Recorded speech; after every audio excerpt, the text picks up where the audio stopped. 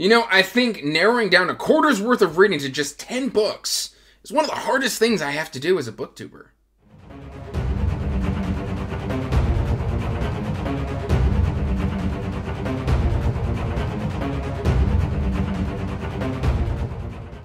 Hey everyone, welcome back to Andrew's Wisdom of the Reads, and today, guys, we are doing Q4 of 2022, closing out the year.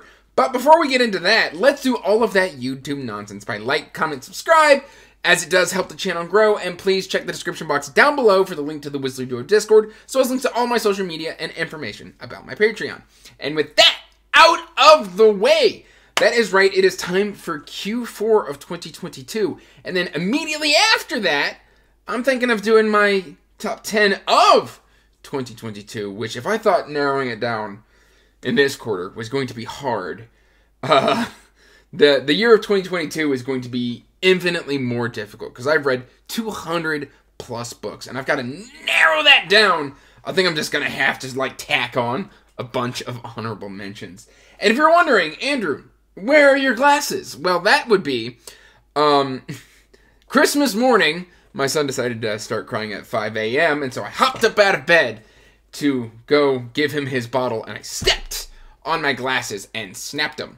I do have a pair of glasses. They are 5 years out of date, and I've got really bad eyesight. So, I was wearing bifocals, and my old pair of glasses don't have those, and so now my eyes just ache whenever I wear those glasses. So, I can't see anything that's going on the screen. I have to hope that this video doesn't look like absolute trash. And with that out of the way, let's start talking about the books. And we're going to start with the 3 that I don't own yet. And the first one I want to talk about is Threads of Fate, Reincarnation by Michael Head. Now, I did do this one on audio, and it is narrated by my favorite narrator, Travis Baldree. Guys, this is a cultivation. Yeah, I think this is just a cultivation, maybe with a progression element, a lot like Cradle.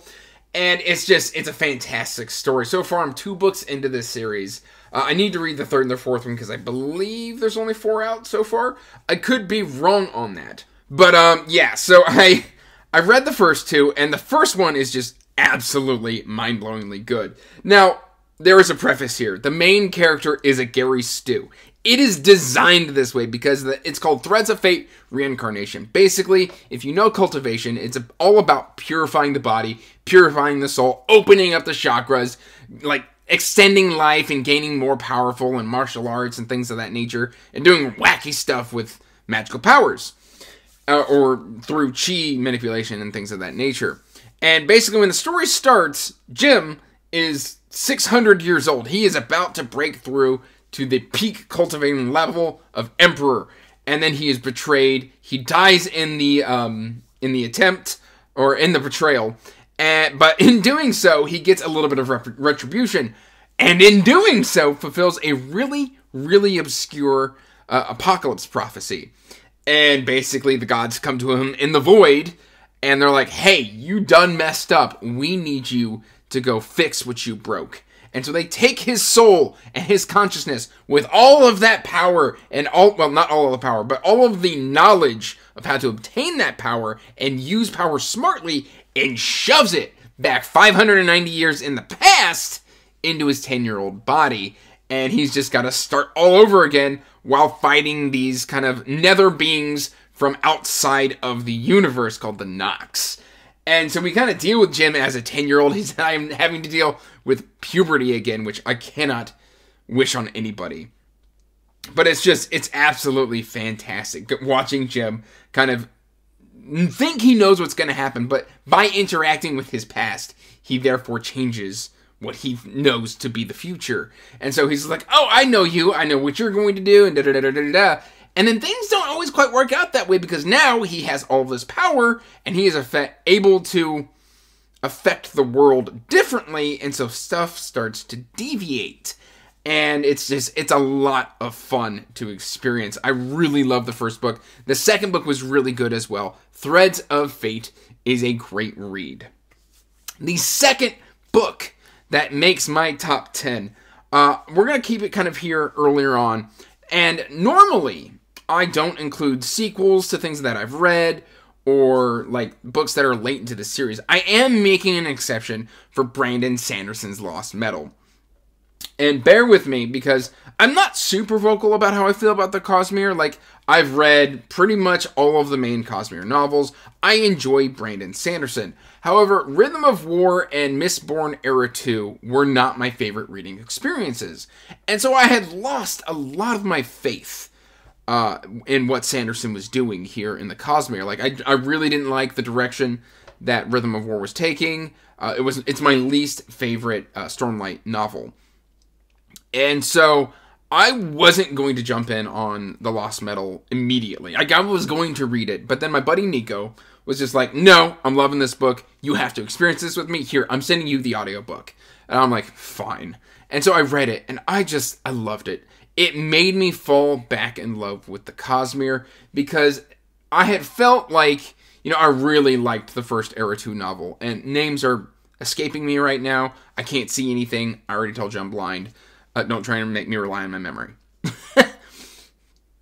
But I felt like this book, The Lost Metal, redefined and fixed the dynamic between Wax and Wayne that I felt was lacking in books 2 and 3. And it just made all of those relationships coalesce and work in a really interesting and dynamic way that I absolutely loved experiencing The Lost Metal. And, it does have greater Cosmere implications. I'm not a huge Cosmere lore enthusiast. I'm not going to catch all of those little nuggets, but I loved this entry. And so it reinvigorated my Sanderson faith. That said, we'll move on to the third book that I don't physically own yet. I backed the Kickstarter, and this one is on the way. This is A.C. Cobble's Conspiracy, Warhite, Book 1. And I love this one because it takes like the feel of Ryan Cahill's Bound and the Broken? Have I said the names right? Yeah, Bound and Broken, Book 1. Anyway, sorry. I'm relying completely off of memory right now. It takes that feel, and then it also takes some themes from The Greatcoats by Sebastian de Castell and mashes them together. And so imagine if you take The Greatcoats, which takes place 5 years after the fall of the king, and instead you move it back to day one. And people are basically looking to rectify the inciting incident immediately. Basically, the king died without an heir. An unbroken line of 600 years. And now all of the barons, I forget, they have specific titles, but this is also one that I listened to on audio. A review copy was provided to me by the author, and it's narrated by Travis Baldree. So that's 2 audiobooks by Travis Baldree on this list. But basically, the big barons are kind of trying to fracture the kingdom of Warhite and just kind of scrabble up all this power. But there are invading armies coming in from outside, and because the kingdom is fracturing, there's nobody to kind of bring it together.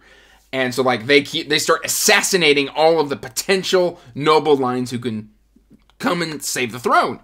And then there's this tiny conspiracy, the book is called Conspiracy, of people, like you've got a dragon knight, you've got like a spy, you've got the quartermaster who handles all of the magical elements. You've got one of the best wizards I've ever read, because everybody doesn't know if he's actually a wizard. He's just like, I'm a wizard!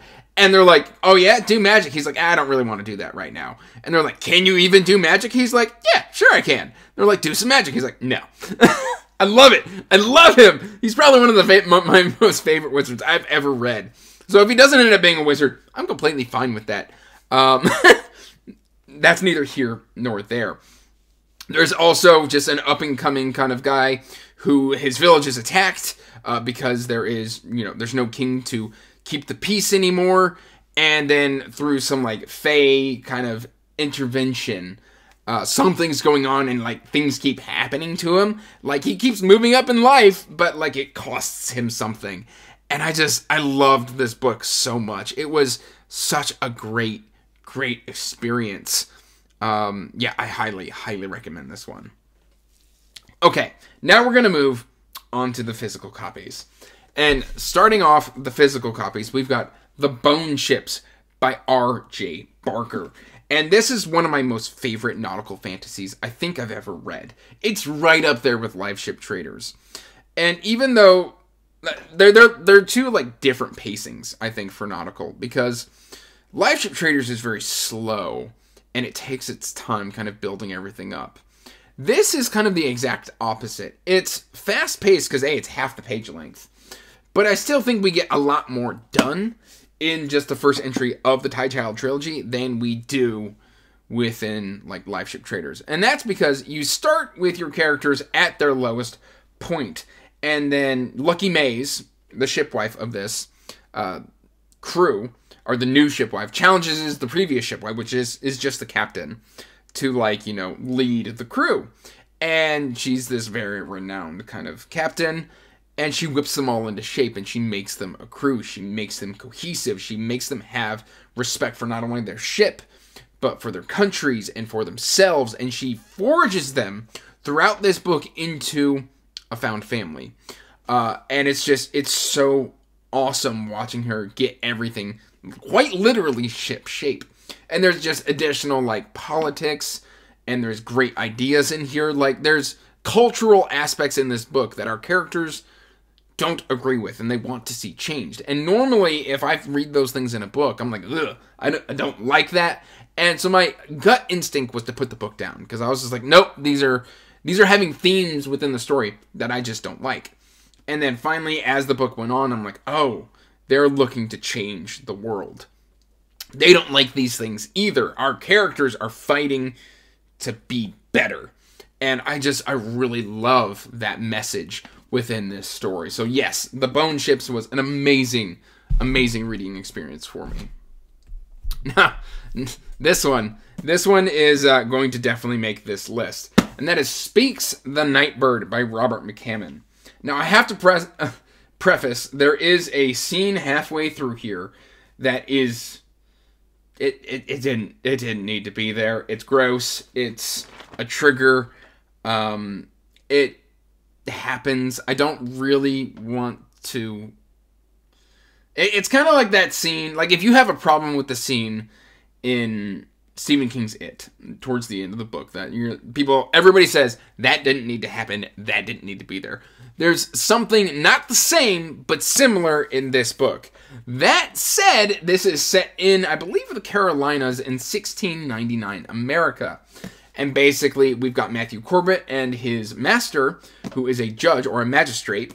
They have been called to investigate and judge a witch in, it's not Port Royal, Fount Royal. It's Fount Royal. I always want to say Port Royal because of pirates. But it's Fount Royal. And this entire kind of community is convinced that this woman is a witch. And, you know, even on the spotty evidence, they are forced to kind of accept and pass judgment on this witch. However, Matthew Corbett isn't convinced. He thinks something doth stink in Denmark.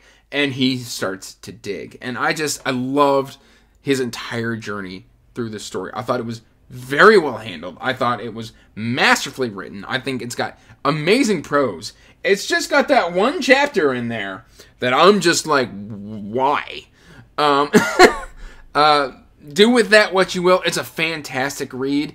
As soon as the scenes start to happen, you can skip it, and you lose nothing in that story. So, yes, I have to mention that, but very good book. I am actually reading the second book, Queen of Bedlam, in January. Next up, we've got Divinity's Twilight Rebirth by Christopher Russell. And this is one where I think this could eventually be the next Cosmere. Christopher Russell has done something incredibly interesting with Divinity's Twilight. And I think he's planning on 6 books in the initial kind of Divinity's Twilight, and then he's going to explore like different planets or different planes of existence, things of that nature. Like it's going to expand into like a Cosmere-like universe. But what's cool about this book is the first 10% of the book is technically the prologue. However, it's more of a history lesson, letting you know kind of the base details. It takes place 700 years in the past, and it is 100% action. It is the battle between 3 brothers, 2 versus 1. 2 of the brothers, these are all very powerful magic users. 2 of the brothers team up to take down their brother who is wanting to kind of just spread magical chaos. and then the conflict ends in a sudden explosion, and you're left with a question of what's happened. You jump forward 700 years with all new characters, and in a different world that has technologically moved on. You can quite literally see on the cover, I don't know if it's going to focus in, but right here we've got like zeppelins and airships and things of that nature. This kind of has like a battle school element, a coming together, a coming of age. There's just a lot of great stuff happening in this story. We've got a fantastic cover by Chris McGrath, and just some great stuff in this book. I cannot wait to read the second book. It's fantastic. I do have a dedicated book review. If you want more on that, it will be linked right up there in the cards. All right, next up, I have to mention this one. I was either going to put the first book this is the first book. This book or the second book in this series, because both have just been fantastic. But basically, we've got Andrew D. Meredith's Deathless Beast. This is Collation Book 1. And initially, this was sent to me as 3 books, and then the bind-up changed, and it became Deathless Beast. And this is it's a really interesting story, because it's got a very classic feel. And to me, I always say that Andrew D. Meredith is a master storyteller, because that's what he's doing. He's telling you a story, a day in the life kind of taste of fantasy. We've got Gened, who's a paladin. Gened, who is a paladin of the Hammer. We've got Henan and Ralia Clow, who are Black Sentinels. Basically, these are just people who take on contracts to get things done for people. They're kind of mercenaries, but they're a little bit less sellswords and more protectors and organizers and people who can get things done. But basically, what this does is this does very much day in the life sort of fantasy, where you're not everything is leading up to a giant battle. Not everything is having far-reaching consequences. It's just kind of a slow build. And you can just get to be with these people of what it's like to be in a paladin order, what it's like to run a merchant trade, what it's like to hand out and go fulfill contracts, what it's like to live in this fantasy world. Because a lot of writers, this isn't a bad thing, are more about the fast pace, the big story elements, the climactic explosions and magical battles. And don't get me wrong, this series has that in there, but it makes you work and go through the daily grind to get there. And again, I don't mean that as a bad thing. It's really hard to describe. It's something that I highly recommend you experience for yourself. All right, I believe we've got 3 more books. Like I said, I can't see. One that I've also got a dedicated book review for, and that's going to be Zeroed Out by Jacob Markov. Guys, this book is just absolutely fantastic. This is going to be one of the only cyberpunk books that makes this list. I have nothing but love for this. I mean, this takes place in Omega City 6. It's just full of great ideas, great pacing, great characterization, and the way that the story kind of comes together is very interesting, because we've got 2 kit POVs on separate aspects of this society. We've got Ash and we've got Zed. Zed is a freelance enforcer and Ash is a dreamer. And Zed kind of hangs out with the dregs of Omega City 6. Basically, this is a post-apocalyptic story where humanity done destroyed the Earth and they all had to move into what is called the Omega Cities. And there are, I believe, 6 of the Omega Cities. I don't remember the exact number, but basically this is where humanity lives. It is an AI-controlled society where the AI controls, giving everybody a living wage just enough to survive, or they control the internet and entertainment and the dispense of drugs and alcohol and everything. Everything is controlled by the AI. The AI is always watching. And then Ash is what I said is called a dreamer. And basically she's got implants in her brain where her nightmares are recorded when she's in lucid dreaming and dispensed to the masses for entertainment reasons. And then mixed into that, a city where murders it's almost impossible to get away with murder. All of a sudden, somebody is getting away with lots of murders, because this is they're hunting a serial killer in this story as well. And it's fantastic to see how the story unfolds. And then it ends on a question. And I love this book. All right, and then one that I haven't really talked about. I read this one because of Indie Ink. And I feel safe talking about this now because I absolutely loved this story. I consume this one on audio. I'll pop up the narrator's name right there. I don't remember it right off the top of my head, but that is Along the Razor's Edge by Rob J. Hayes. I do have the hardcover on this. I think the hardcover is the only way to go when you're going to own this physically. Don't get me wrong, the audiobook is also fantastic. There are 5 books in this series, and this is one I plan to continue very soon. Let me show you the naked hardcover, because I'm just so very much in love with it. And this follows Eska, or Eskar, I believe is her name. I'm going to call her Eska for this review. And basically, we have 2 nations that are at war. One obviously loses, and they take these magic users and they throw them into a pit or a mine, and then make them do meaningless labor to break their will. And then while that is going on, they are then trying to manipulate and kind of bring these magic users over to their side. They want to kind of make Eska work for them and their nation, because, you know, the old nation is dead, the emperor's been killed, and what reason do you have for being loyal anymore? And we kind of deal with her, because she's very young, we deal with her having to deal with this anger and this animosity as she kind of goes through this. And it's funny because the fact that this is making this list, I DNF'd this book probably a year ago. I was reading it physically, and it wasn't clicking with me. I thought she was super angry, and maybe at that time I wasn't in the right mindset. When it came around for me to judge it for Indie Ink, and I had to do the audio experience, it just started clicking, and I was unable to put it down until I was finished. I loved this book. It's dark, it's imaginative, and it hits really, really hard. And the way I believe that the series is going to progress is it's being chronicled back to you by an older Eska. And one of the things that, like, usually you've got to be very careful about how you do this. I've read books by authors who are able to pull this off really well, and I've also read some who can only do it at a mediocre level. I am happy to say that Rob J. Hayes absolutely kills it, because I believe as each book goes on, we are with her in a different stage of her life, and I'm very excited to continue the series. I do have books 2 and 3 on their way in hardcover to add to my shelf, and I believe books 4 and 5 just released on hardcover as well. And then, of course, making this list, I had to have a fantasy western, and again, I've done a book review for this one, and that is No Land for Heroes by Cal Black.